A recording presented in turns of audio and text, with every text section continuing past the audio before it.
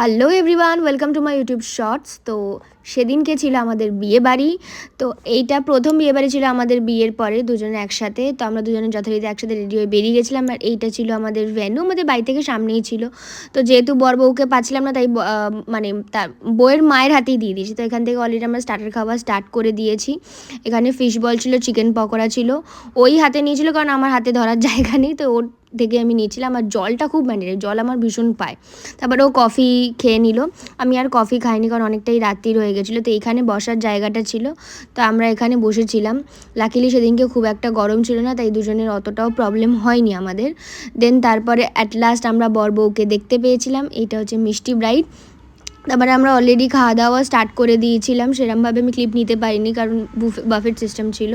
দেন মিষ্টি নেওয়া হলো, দেন আইসক্রিম নেওয়া হলো, যেটার জন্য আমি আর খুব পছন্দ ছিল। যাই হোক, আইসক্রিম নিলাম, দেন এইভাবেই দেন বাড়ি চলে এসেছি। এই ছিল আজকে